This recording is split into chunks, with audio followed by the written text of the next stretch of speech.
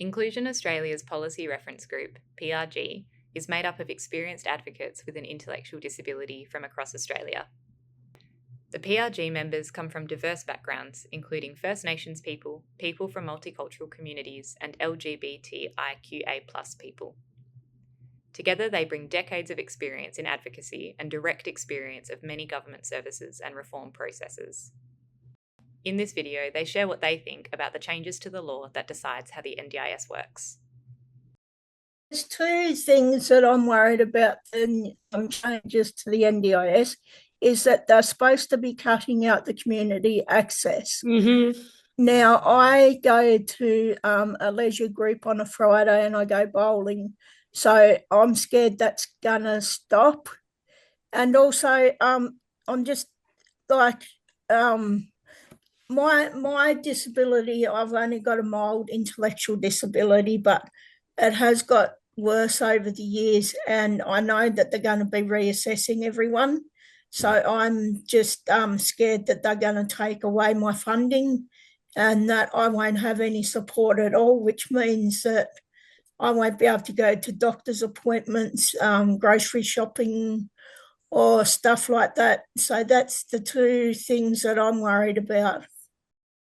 I'm worried about losing my support worker because they help me with attending doctor's appointments, grocery shopping, making complaints to the bus companies, reporting to police about assault, and just everyday things that they help me with.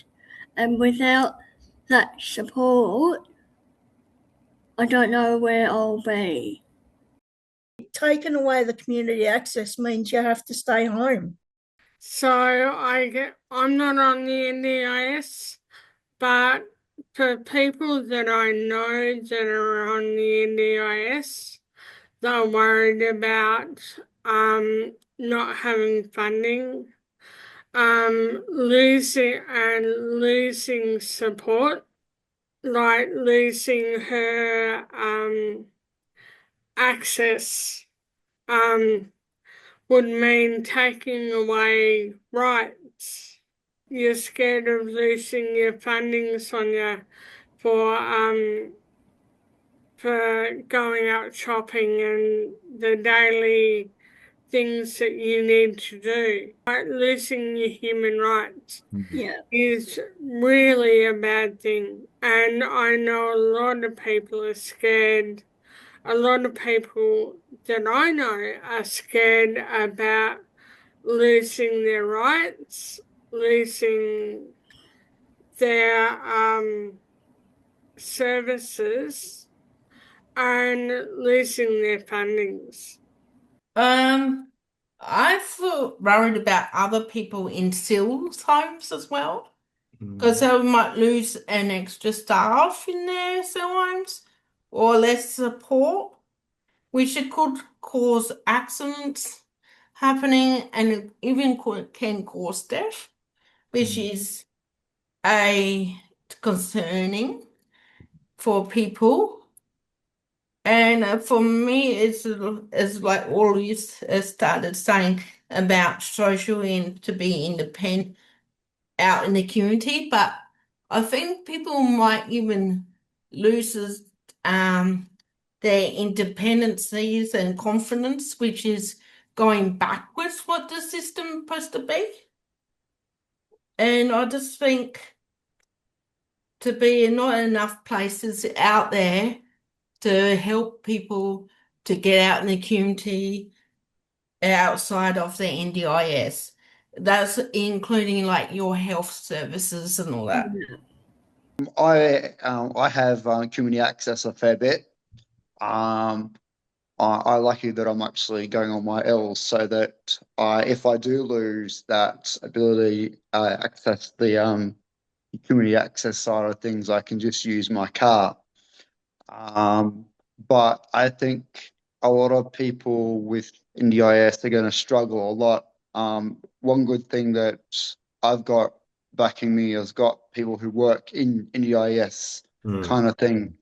But I think too, we have to look at if people do lose their funding, what happens next if they're in a steel house or something like that, and they can't afford it? That will go towards homeless. We've got already a lot of homeless people. It's good to have that next person there to support where to help those things. But if the NDIS is going to cut that, that's going to be harder for us to access the shops. If people don't drive, it's going to be hard for people just to go to the shops if they've got sensory issues. It's going to be hard for people to access the shops because they don't know where things are and they have to keep asking for help from the people at the shops. So there's a lot more of a broader aspect on why it's very hard and why the NDIS should know and the government should know why people with an intellectual disability need the support they need to stay on the NDIS, not re-diagnose people, because lots of people are getting turned to go to doctors to get forms to prove you still got a disability. My disability will last for life. Where do people go when they go get taken off the NDIS? Where do they go? There's nowhere you know what? set up. That is a really good point. That is a really good point. And they don't explain it well in the bill where people will go. Like the services at the moment, but they haven't been created to